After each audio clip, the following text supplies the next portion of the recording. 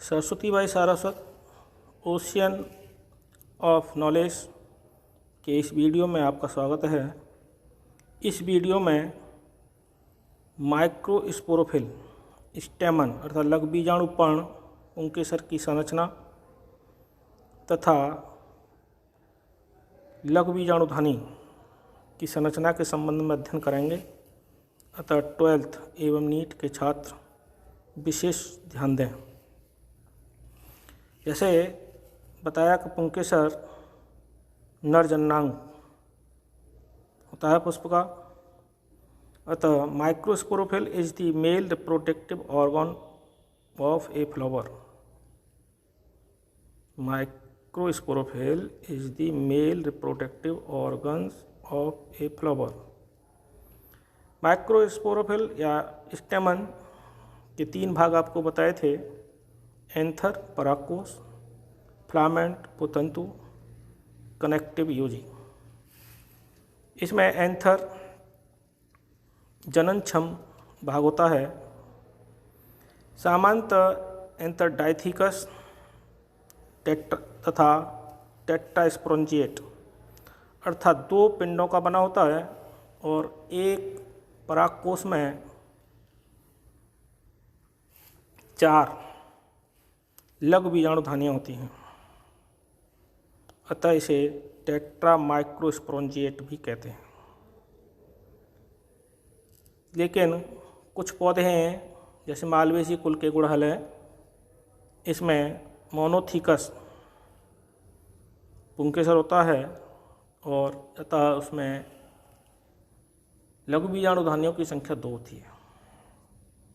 By microsporangiate होता है उसका। किडनी शेप्ड भी होते हैं मालवेसी कुल के एंथर्स होते हैं।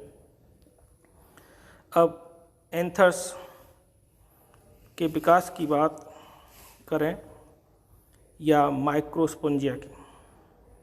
एंथर प्रारंभ में एक लगभग अंडाकार पिंड के रूप में होता है। इसके बाहर की तरफ एपिडर्मिस बाह्यत्वचा और अंदर विभिज्योतक मेरिस्टेम टिश्यू होता है।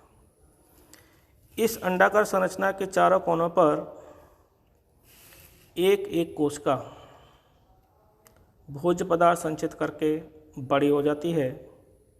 इन चारों कोशिकाओं को आर्कीस्पोरियल मदर सेल या इनिशियल सेल कहते हैं। आर्कीस्पोरियल इनिशियल कहते हैं। यह पेरिक्लिनल डिवीजन द्वारा विभाजित होती है, जिससे बाहर की ओर पैराइटल सेल और अंदर की ओर स्पोरोजिनियस सेल्स बनती है। पैराइटल सेल के विभाजन से जो पेरिक्लिनल और एंटीक्लिनल प्रकार से विभाजित होती है, एंडोथीसियम मध्य लेयर या सतह और टेपिटम 3 संरचनाएं बनती हैं। जबकि माइक्रोस्पोरेंजियस टिश्यू जो होता है उससे जनन ऊतक बनता है। उसकी कोशिकाएं भी पेरिक्लिनल और एंटीक्लिनल रूप से विभाजित होती हैं। अतः माइक्रोस्पोंजिया लघु बीजाणुधानी में बाहर से अंदर की ओर 4 सतह होती हैं। नंबर 1 बाह्यत्वचा एपिडर्मिस, जो कि एंथर के प्रारंभिक अवस्था में भी होती है। दूसरी सतह एंडोथीसियम, जो बड़ी कोशिकाओं की बनी होती है। पुंकेसर के प्रस्फुटन डिसेंस में सहायक होती है। मिडिल लेयर ये 2 से 3 कोशिका मोटी होती है।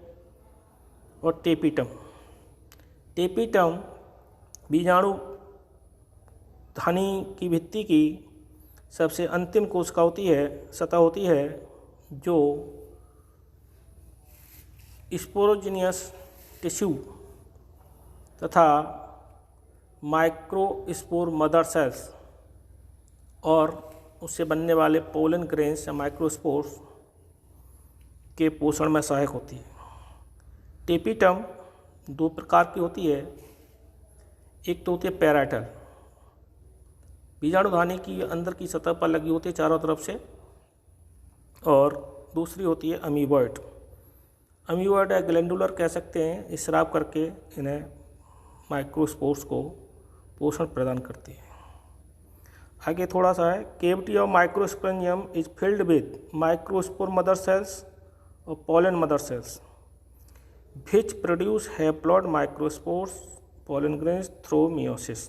अर्थात कहने का यह है, माइक्रोस्पोरेंजिया का जो केंद्रीय भाग होता है उसमें माइक्रोस्पोर मदर सेल्स होती हैं जो अर्धसूत्रीय विभाजन द्वारा परागकण या कह सकते हैं माइक्रोस्पोर्स बनाती हैं। अब स्टेमन की संरचना और बीजाणुधानी की संरचना, लघु बीजाणुधानी की संरचना के बारे में देखें आप। ये स्टेमन की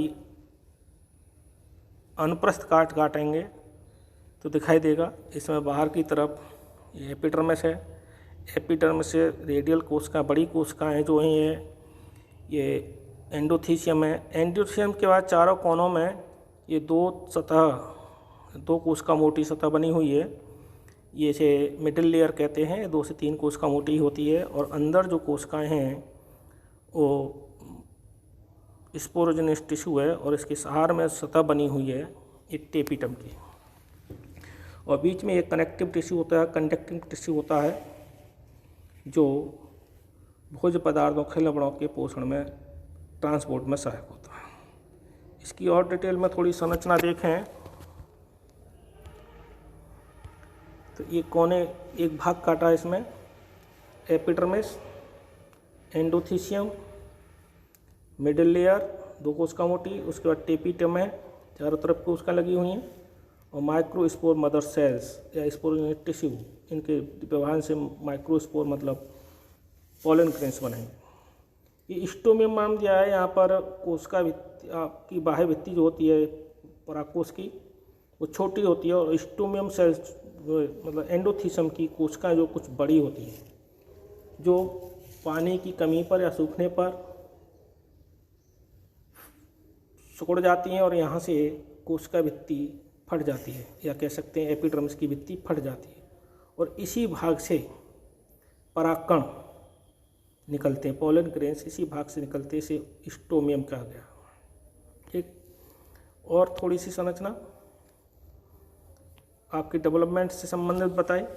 जैसे बताया गया, आर की स्पोरल सेल्स होती हैं चारों कोनों पर, इनके विभाजन से बाहर की तरफ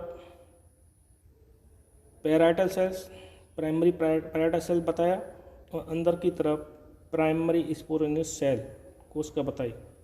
ठीक, बाहर की कोशिका विभाजित होकर माइक्रोस्पोरेंजियम जो भित्ति होती हैं, एंडोथीसियम, मिडिल लेयर और टेपिटम का निर्माण करती है, जबकि अंदर की जो प्राइमरी स्पोरोजेनस टिश्यू सेल्स है या टिश्यू सेल्स है, ये माइक्रोस्पोर मदर सेल्स मतलब स्पोरोजेनस टिश्यू का निर्माण कराती हैं, जिससे स्पोरेंजिया की संरचना पूर्ण हो जाती है। ठीक, तो आपके विकास की बात करेंगे एंथर के की, तो पहला चित्र आप आर्ची स्पोरल सेल्स वाला है, ये से बनाएंगे। इसके बाद दूसरा चित्र प्राइमरी पैराइटल सेल्स और प्राइमरी स्पोरेनियस सेल्स वाला बनाएंगे। ठीक है, और तीसरा चित्र जो बनाएंगे आप, उसमें एंथर की जो बीएस वाला इससे सबसे पहले दिखाया था, इसमें वो बनाएंगे, ये वाला। और इसके बाद डिटेल स्टडी के लिए, अच्छी तरह से ज्ञान प्राप्त करने के लिए आप चित्र बनाएंगे ये। इसमें एक स्पोरेंजिया है, एक भाग दिखा रखा है, डिटेल में दिखा रखा है, सब दिखाई दे रहा है। अतः इस वीडियो में बस इतना ही। आगे के वीडियो में पीजांट की संरचना या स्ट्रक्चर ऑफ ओव्यूल्स के बारे में बताएंगे। आप सभी से ध्यान दें कि इस वीडियो को कम से कम 2 बार देखें और इसके अनुसार अपने नोट्स बनाएं। ये नीट वाले छात्रों और 12th की क्लास वाले छात्रों, किसी भी बोर्ड का हो बच्चा, उसके लिए महत्वपूर्ण है, क्योंकि यूपी बोर्ड में भी अब NCERT की किताब चल रही हैं। ठीक है, और इस पर ध्यान दें कि कौन सी लेयर कहाँ से विकसित होती है, क्या कार्य करती है। ठीक, फिर भी कन्फ्यूजन हो तो PIC के छात्र मेरे कॉल कर सकते हैं। और इस वीडियो को चैनल को सब्सक्राइब करें और वीडियो को अधिक से अधिक शेयर करें। धन्यवाद।